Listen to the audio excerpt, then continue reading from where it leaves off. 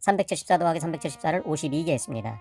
그냥 더하기엔 불편하고 번거롭죠? 그래서 우리는 어떻게 할 거냐면 곱하기로 표현할 겁니다. 374 곱하기 52를 할 겁니다. 374 곱하기 2와 374 곱하기 50을 따로따로 계산해서 더할 겁니다. 819. 819가 46개 더해져 있습니다. 그럼 819 곱하기 46인데 819 곱하기 6개를 먼저 하고 그 다음에 819 곱하기 40개를 할 것입니다. 자, 562가 23개 더해졌습니다. 이건 역시 562 곱하기 23을 할 건데 3개 먼저 계산하고 20개를 계산할 겁니다. 562 곱하기 3을 계산하고 562 곱하기 20을 할 겁니다. 그런 다음에 더해 줄 겁니다. 자, 어떤 개념인지 아셨겠죠? 자, 그러면 시작해 보겠습니다. 374 곱하기 2, 즉 374 두 개부터 계산합니다. 그럼 2, 4, 8이죠? 2, 7이 14. 1 올라갔죠? 2, 3은 6. 올라간 거랑 합쳐서 7이 됩니다. 5, 4, 20. 5, 4, 20. 2 올라갔죠? 5, 7, 35. 37이 되겠죠? 3이 올라갔습니다. 3, 5, 15. 15 있는데 3이 올라갔으니까 8이 됐겠죠? 그래서 계산하면 8, 4, 4, 9, 1. 19,448이 되겠습니다. 819가 46개 있었는데 6개부터 계산할 겁니다. 6개부터 계산하는 것은 왜 그러냐면 10단위는 계산이 편리하기 때문이죠. 계산한 다음에 0을 하나 붙이면 되니까. 자, 6을 곱하겠습니다. 6, 9, 54. 뭐 올라갔죠? 6, 9, 54. 6, 1은 6. 올라간 거랑 합쳐서 11이 됩니다. 1 올라갔습니다. 6, 8, 48. 1 올라간 거랑 합쳐서 4, 9가 되겠죠? 4, 9, 36. 3 올라갔죠? 4, 1은 4. 3 올라갔으니까 7 써야 되겠죠? 4, 8, 32. 계산은 천천히 하십시오. 4, 7, 6, 16. 1 올라갔습니다. 7, 3. 37,674. 526에 23을 곱할 겁니다. 3부터 계산합니다. 그럼 3, 2, 6, 3, 6, 18, 1 올라갔죠? 3, 5, 15, 1 올라가서 6으로 변했습니다. 2는 4, 2, 6, 12, 1 올라갔죠? 5, 2, 10, 1 올라간 걸 계산해 줍니다. 6, 2, 1 올라가서 9, 2, 1. 12,926이 되겠습니다.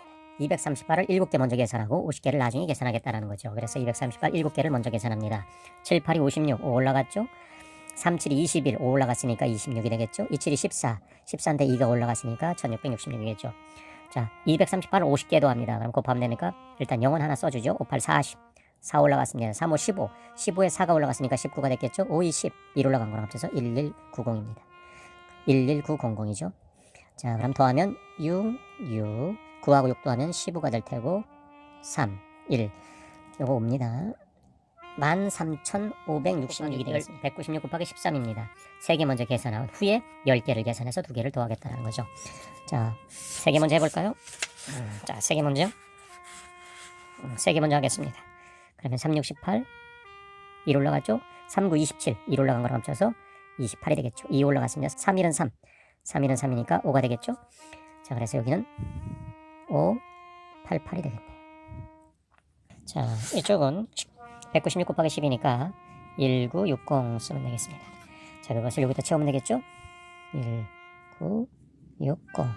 두 개를 합칩니다. 그러면 8이 되겠죠? 4, 1 올라갔습니다.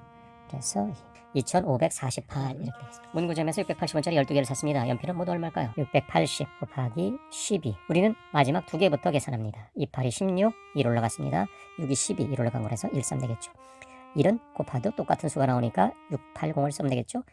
0, 6, 1 올라갔죠. 8, 8,160원이 되겠습니다.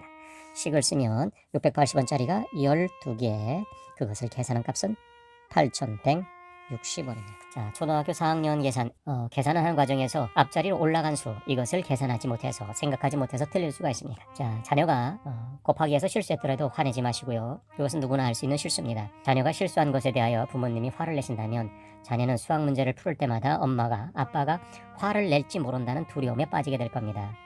아이가 수학에 대한 두려움이 아니라 부모님이 화나는 것에 대한 두려움을 갖기 때문에 수학 자체를 싫어하게 되는 거죠. 자녀가 수학에서 실수를 하더라도 너무 화내지 마십시오. 예를 들어서 1, 2, 9, 2, 6이 정답인데 여기를 8로 썼다. 그러면은 그것은 큰 실수가 아닙니다. 그럼 요거 하나를 잠깐 실수한 겁니다. 이럴 땐 어떻게 하셔야 되냐면 다 틀린 것이 아니라 한 부분만 실수했다라고 말씀하셔야 합니다. 어떤 걸 실수했을까요? 8과 4를 더해서 12가 되고 한 자리가 앞으로 올라가겠죠? 그 한 자리 올라간 것을 실수한 것뿐입니다. 그러니까 이 문제를 다 틀린 게 아니죠. 그래서 그 작은 실수를 가지고 부모님들이 화를 내시거나 언짢은 표정을 짓게 된다면 자녀는 어떤 생각을 하게 되냐면 자신이 실수해서 엄마 아빠의 기분을 상하게 했다. 그래서 미안함을 느끼게 되겠죠? 미안함을 느끼게 되면 수학 푸는 것을 두려워할 수도 있는 것입니다. 자신이 또 부모님을 실망시킬까봐 그러고 싶지 않기 때문에 수학 자체를 거부할 수도 있는 겁니다. 그럴 가능성은 얼마든지 있습니다. 따라서 자녀가 1, 2, 8, 2, 6이라고 썼다면 침착하게 요것을 실수했구나. 5개 중에서 네가 실수한 것은 하나야. 8을 실수한 거네. 하나를 더 키웠어야 돼. 라고 천천히 말씀하신다면 자녀는 조금 더 용기를 가질 겁니다. 내가 실수를 해도 엄마는 나를 혼내키지 않아. 오히려 나를 응원해줘. 그러면 아이는 자신을 응원해주는 엄마가 자신의 실수에도 불구하고 엄마가 응원해준다는 사실에 힘입어 수학 푸는데 두려움, 거부감이 사라질 것이라고 생각합니다. 작은 차이가 명품을 만든다는 말씀하시죠? 어머님의 작은 칭찬, 어머님의 작은 배려 있는 말씀이 자녀가 수학을 거부하지 않게끔 자녀가 수학에 관심을 계속 이어갈 수 있도록 도와줄 수 있는 것입니다. 수학 선생님이 할 수 없는 거, 다른 사람이 할 수 없는 거, 그것은 바로 어머님의 부드러운 말씀, 그리고 자녀의 실수에 대해서 커다랗게 비난하지 않는 거, 단지 이렇게 많은 숫자 중에서 한 부분에서 실수된 것이다 라고 말씀해 주시면 고맙겠습니다. 그렇게 해야만 자녀는 훌륭하게 성장할 것입니다. 다른 과목도 마찬가지입니다. 자, 오늘은 여기까지 하겠습니다.